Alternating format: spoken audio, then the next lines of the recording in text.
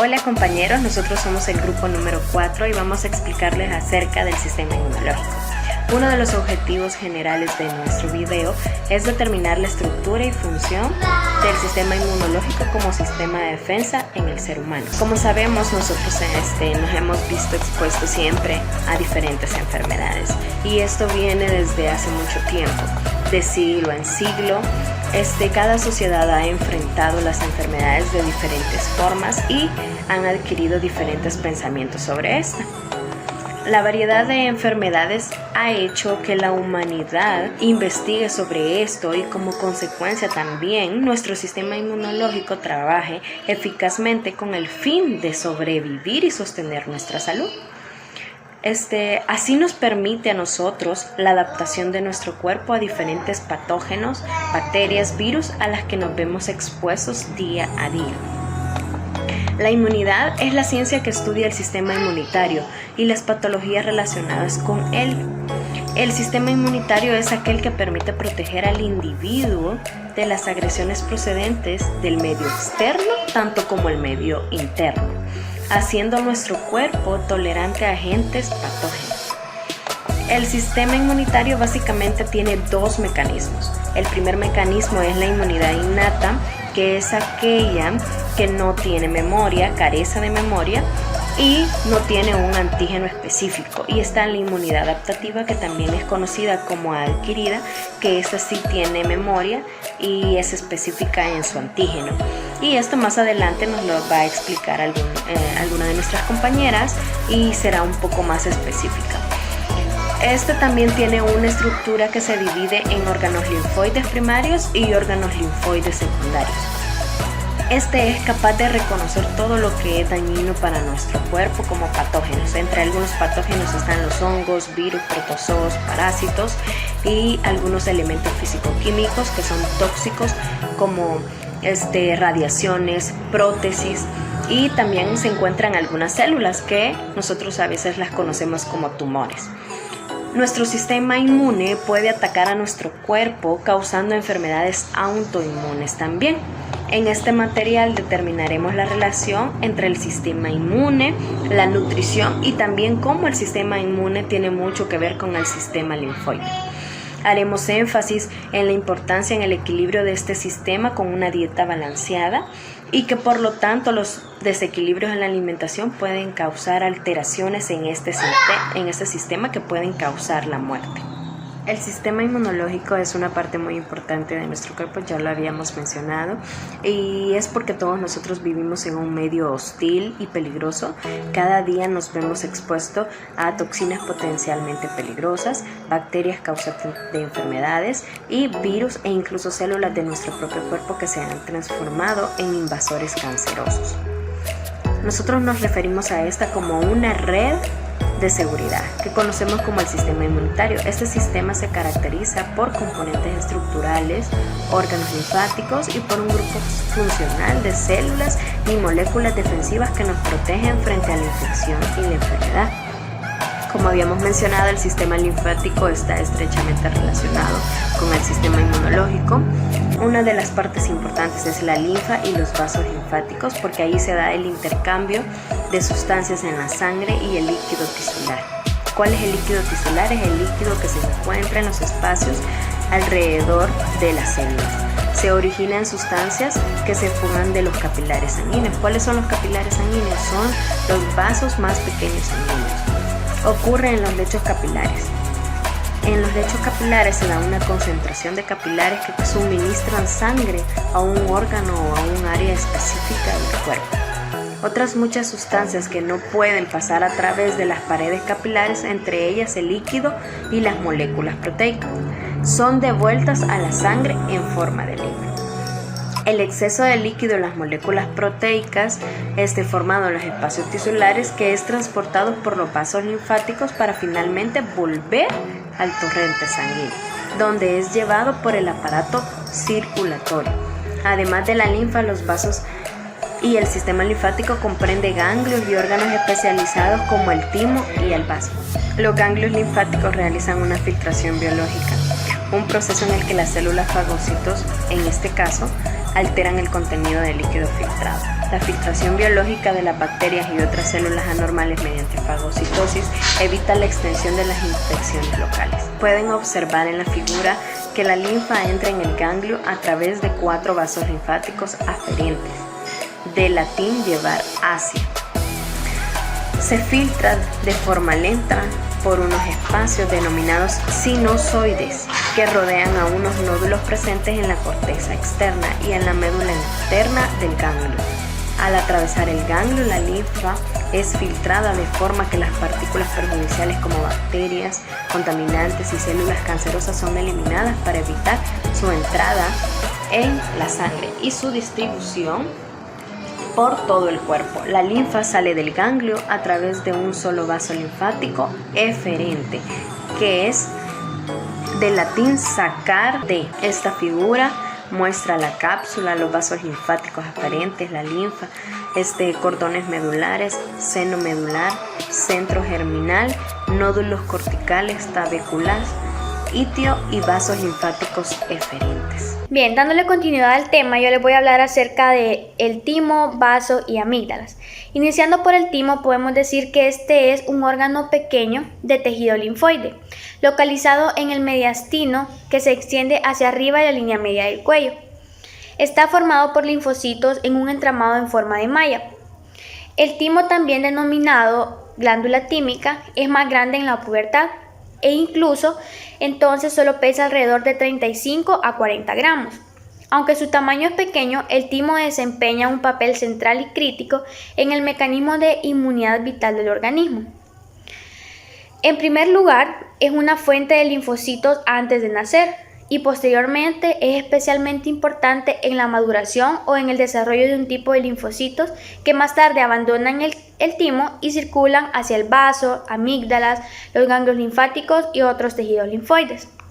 Gran parte de la función del timo finaliza al principio de la infancia y alcanza su tamaño máximo en la pubertad.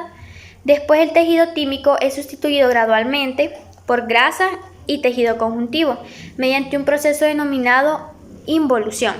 Hasta los 60 años de edad, el timo tiene aproximadamente la mitad de su tamaño. Al llegar a los 80 años, este ha desaparecido casi por completo. Bien, pasando a otro órgano, que son las amígdalas, podemos decir que estas son masas de tejido linfoide que están localizadas o situadas en un anillo protector bajo las membranas mucosas en la boca y el dorso de la faringe. Estas ayudan a protegernos contra las bacterias que puedan invadir los tejidos en el área alrededor de las aberturas entre las cavidades nasal y oral. Existen 3 tipos de amígdalas. La primera son las amígdalas palatinas, la segunda son las amígdalas faríngeas o adenoides y un tercer tipo que son las amígdalas lingual. Bien, la primera, que son las amígdalas palatinas, son las que están situadas a ambos lados de la faringe. Las amígdalas faríngeas o adenoides son conocidas también como vegetaciones cuando se inflaman. Se encuentran cerca de las aberturas posteriores de la cavidad nasal. Y el tercer tipo de amígdala, que es la lingual, está cerca de la base de la lengua. Bien, como recordatorio, la función de las amígdalas es que actúan como primera línea de defensa frente al exterior y en consecuencia están expuestas a la infección crónica. Y pasando al último órgano, que es el vaso, podemos decir que este es el órgano linfoide más grande del cuerpo. Se encuentra situado en la parte alta del cuadrante superior izquierdo del abdomen, al lado del estómago. Aunque el vaso está protegido por las costillas inferiores, puede ser lesionado por traumatismos abdominales. El vaso tiene un suministro sanguíneo muy rico y puede contener más de medio litro de sangre. Al entrar en el vaso, la sangre fluye a través de acumulaciones densas de linfocitos o pulpa esplénica. Conforme la sangre atraviesa la pulpa, el vaso elimina mediante filtración y fagocitosis muchas bacterias y otras sustancias extrañas. Destruye los hematíes gastados y recoge el hierro presente en la hemoglobina para uso futuro y actúa como reservorio de la sangre que puede ser devuelta al sistema cardiovascular cuando sea necesaria. Bien, para entender mejor lo que les he explicado a través de imágenes, les voy a enseñar dónde se localiza cada uno de los órganos mencionados anteriormente.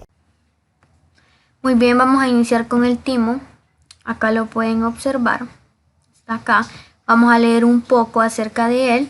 Dice que este es un órgano del sistema linfático que trabaja en la defensa del cuerpo. Ya lo mencionábamos anteriormente, que en la pubertad pesa unos 35 a 40 gramos. Al llegar a los 60, la mitad de su peso, y al llegar a los 80, este casi ha desaparecido. Bien, rápidamente vamos a pasar ahora a las amígdalas. Recordemos que habían 3 tipos, pero vamos a iniciar con la amígdala palatina. Tenemos acá las amígdalas palatinas.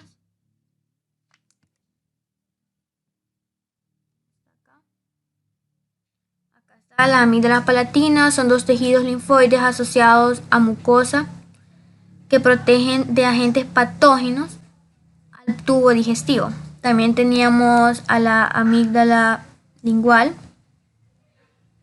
La amígdala lingual dice que se ubica en la orofaringe, en la base de la lengua, por delante de la epiglotis.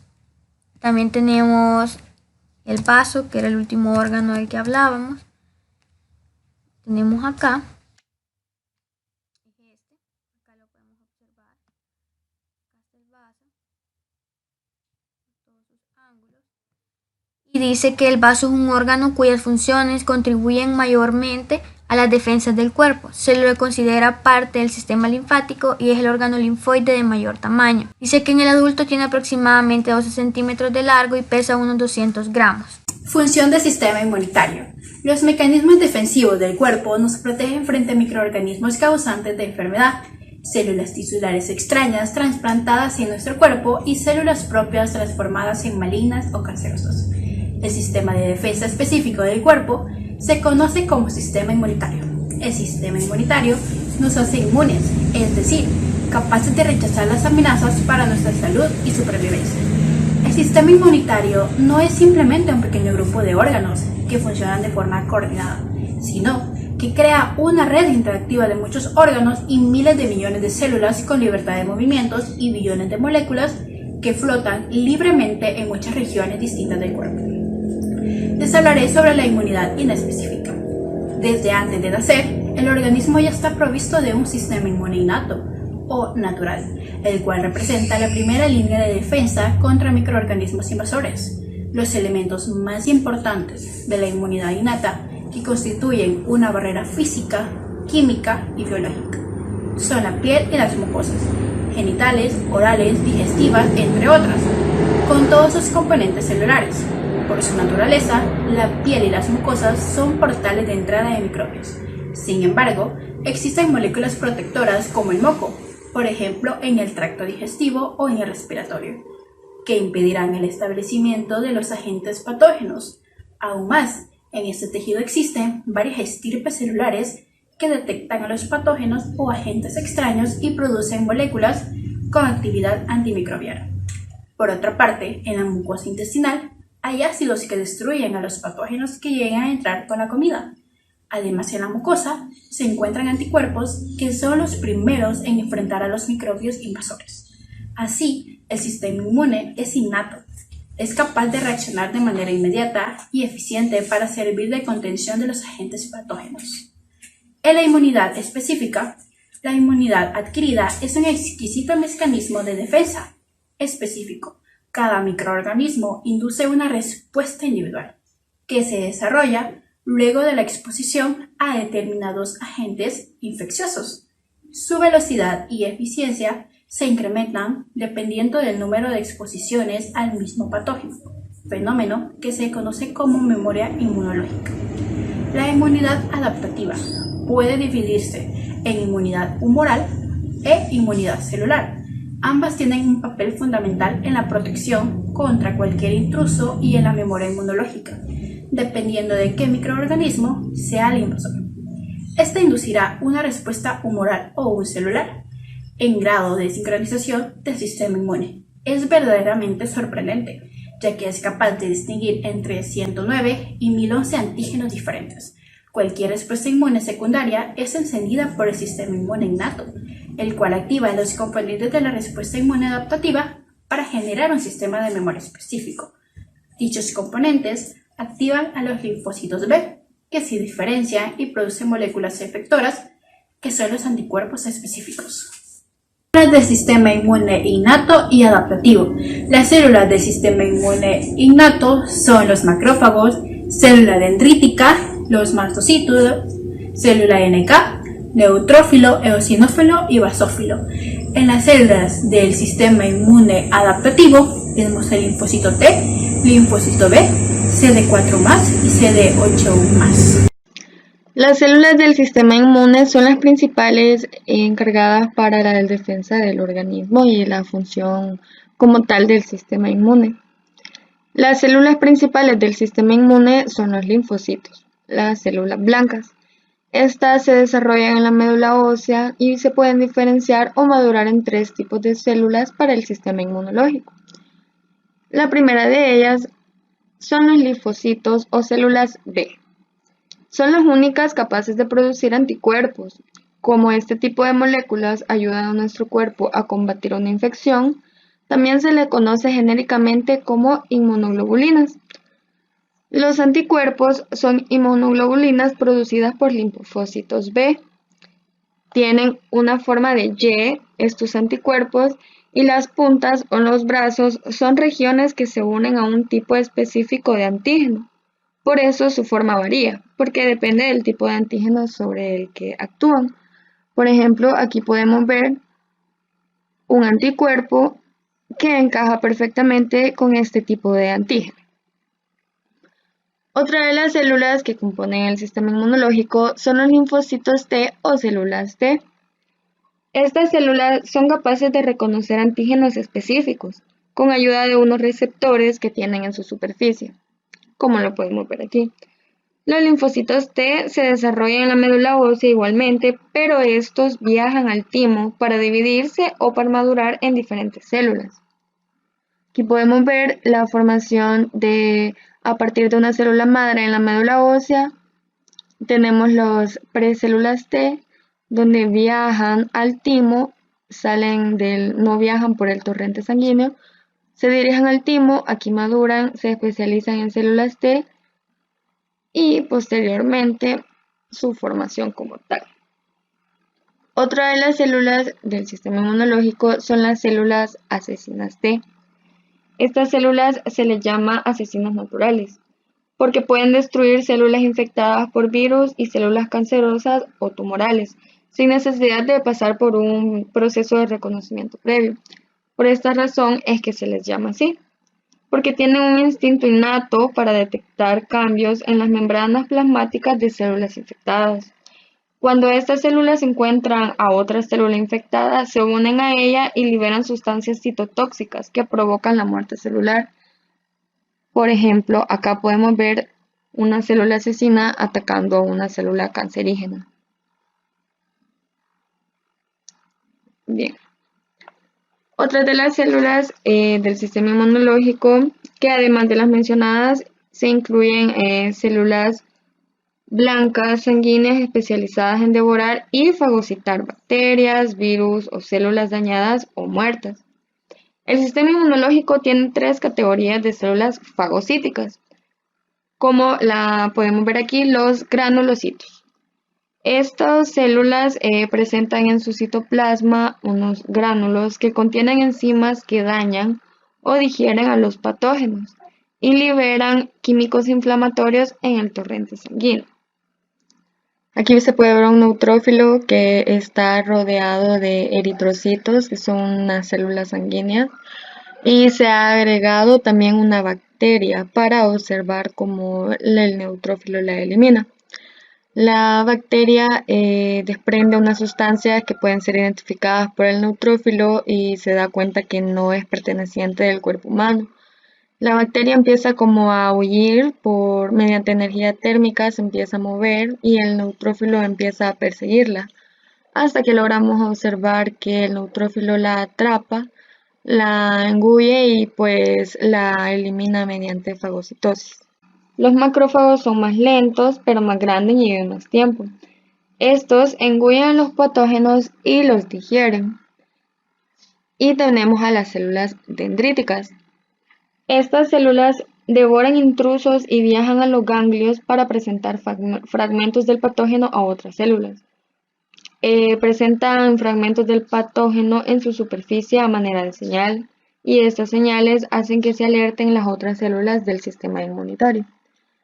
Siguiendo con el tema y para reforzarlo, hablaremos sobre las inmunoglobulinas. Las inmunoglobulinas son capaces de reconocer a otras moléculas, las cuales son los antígenos. Lo hacen de una manera muy específica y forman complejos estables entre ellos. A estos complejos se le llaman inmunocomplejos. Las inmunoglobulinas además tienen una vida media en el organismo de varias semanas y constituyen una defensa muy eficaz contra agentes patógenos. Estas moléculas de las inmunoglobulinas también son producidas por los linfocitos B. Existen 5 tipos básicos de inmunoglobulinas, las cuales son la G, M, A, D y E. Las inmunoglobulinas G y M principalmente se detectan en el plasma sanguíneo y en el líquido intersticial. Las inmunoglobulinas A aparecen fundamentalmente en secreciones como saliva, lágrimas, secreciones intestinales, entre otras. Estas recubren las mucosas expuestas al ataque de agentes patógenos externos. La inmunoglobulina D es una inmunoglobulina asociada a la membrana de los linfocitos B. Su función principal es la de servir como detectores de antígenos para las células B.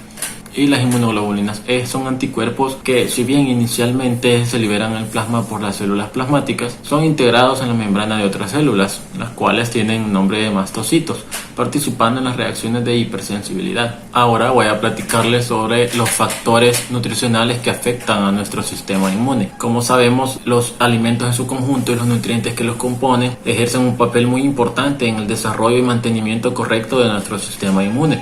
La relación entre nutrición e inmunidad es un campo muy atractivo y complejo, ya que una ingesta adecuada y variada de alimentos resulta ser un componente indispensable para la respuesta de nuestro sistema inmune, ya sea ante posibles enfermedades o infecciones que pueden dañar nuestro organismo. Uno de los puntos importantes a tocar es la dieta equilibrada. Por ejemplo, la ingesta energética tiene una clara influencia en la actividad inmunológica, tanto por exceso como por defecto de calorías que consumamos en el día. El aporte excesivo de energía, por ejemplo, puede afectar a la capacidad del sistema inmunológico de combatir infecciones, por lo que la obesidad también está ligada a una mayor incidencia de enfermedades infecciosas. Además, las personas obesas son más propensas a desarrollar enfermedades cardiovasculares, que a su vez están relacionadas con alteraciones de la función inmunológica. Por otro lado, tenemos también a las personas desnutridas, por ejemplo, las que siguen regímenes de adelgazamiento desequilibrados o de menos de 1200 calorías al día. Ellas presentan un mayor riesgo de contraer infecciones, porque las dietas pueden hacer disminuir la función inmunológica, como lo platicamos anteriormente. La reducción de grasas en la dieta, por ejemplo, resulta fundamental para controlar el peso y también para el óptimo funcionamiento de nuestro sistema inmunológico. Parece ser que estas dietas ricas en grasa reducen la respuesta inmunológica, aumentando así el riesgo de contraer infecciones. Por lo tanto, si se reduce el contenido de grasa en la dieta, la actividad inmunológica aumentará. Bueno, también sabemos que no solamente hay que tener en cuenta la cantidad de grasa en la dieta, sino la calidad de las grasas que consumimos, siendo esto un factor importantísimo para que el aporte de grasas también contribuya a un buen estado de salud. Las grasas buenas, por ejemplo, se pueden encontrar en alimentos tales como pescado azul, frutos secos, aceite de oliva y girasol. El segundo punto importante son los nutrientes implicados en nuestro sistema inmunitario. Por ejemplo, si tenemos una buena nutrición, la obtención de la cantidad necesaria de nutrientes, vitaminas y minerales para el buen funcionamiento de nuestro sistema inmune se dará a través de la dieta. Las vitaminas y minerales que tienen una relación directa en el sistema inmunológico son varias. Vamos a explicar las más importantes. La vitamina C, por ejemplo, aumenta la producción de interferón con acción especialmente antivírica necesaria para formar el colágeno, el que contribuye al mantenimiento de las barreras naturales contra las infecciones. La vitamina C, se puede encontrar en alimentos como guayaba, kiwi, mango,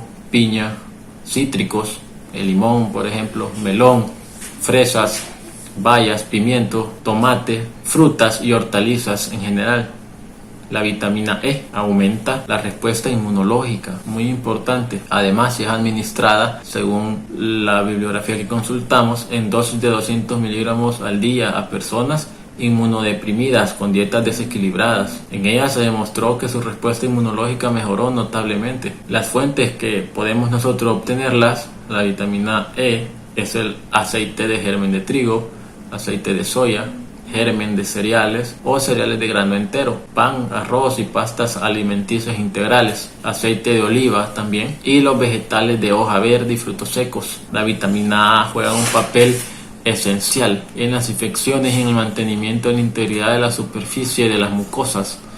Las mucosas son las barreras naturales contra las infecciones. En esta podemos encontrarla en el hígado, mantequilla, en el huevo y lácteos complejos. Tenemos el complejo B y el ácido fólico. Se han descrito alteraciones del sistema inmunológico asociadas al déficit de vitaminas del grupo B. Por ejemplo, la carencia de ácido fólico o vitamina B9 suprime la respuesta de algunos linfocitos, lo que a su vez acompaña de una disminución de anticuerpos. Las deficiencias de, por ejemplo, vitamina B1, la B2, B5 y B8 hasta la B12 pueden disminuir la producción de anticuerpos. Tenemos también a los flavonoides, que son los antioxidantes presentes en numerosos vegetales, algunos de los cuales potencian la acción de la vitamina C. Por eso es importante poder consumirlos en conjunto. Estos flavonoides están presentes en verdura de hoja verde, frutas rojas, moradas y cítricos. El hierro, componente muy importante también. Por ejemplo, el déficit de hierro es relativamente frecuente y afecta principalmente a mujeres jóvenes y embarazadas. Disminuye la proliferación celular y la respuesta inmunológica. Cuando decimos proliferación, nos referimos a la multiplicación y crecimiento celular. Al verse disminuido nosotros podemos contraer más fácilmente una enfermedad o infección. Los alimentos ricos en hierro son los hígados, carnes, pescado, huevos y en menor proporción también los lácteos. Tenemos también el zinc, que la carencia de relativamente frecuente en niños, mujeres embarazadas, madres lactantes, ancianos y personas vegetarianas o que realizan dietas hipocalóricas. El tabaquismo también es un factor de riesgo de déficit. Su carencia influye en la respuesta inmunológica y afecta fundamentalmente a órganos linfoides. Los alimentos con zinc son los mariscos, hígado, semillas de calabaza, quesos curados, legumbres y frutos secos, cereales, carnes, pescados, huevos y lácteos. Tenemos por último el selenio, que su déficit afecta la inmunidad estando disminuida. También la actividad bactericida, la respuesta de los anticuerpos frente a ciertos tóxicos y el desarrollo de linfocitos. El selenio lo podemos encontrar en carne, pescado, mariscos, cereales, huevos, frutas y verdura. Como último punto tenemos la malnutrición proteico-energética. Este influye negativamente en la función de los diversos sistemas del organismo, tales como el digestivo, el inmunitario o el nervioso. Existe un círculo vicioso del que forman parte tanto la infección como la desnutrición. La malnutrición tiene como consecuencia la disminución no solo de la masa grasa, sino también del comportamiento muscular, con la consiguiente la disminución de la fuerza física, cuyo efecto más inmediato es la reducción de la actividad física y el incremento de riesgo de complicaciones infecciosas. Actualmente está ampliamente aceptado que la malnutrición está asociada a alteraciones en el sistema inmunitario, tanto de sus órganos centrales como de la respuesta inmune, especialmente de la inmunidad celular, pero también de la fagocitosis, producción de citoquinas, secreción y afinidad de anticuerpos y capacidad del sistema del complemento. Espero que a lo largo de este video hayan aprendido o les haya servido algunos puntos, si no es que todos, y que haya sido de mucha ayuda para sus apuntes y sus estudios.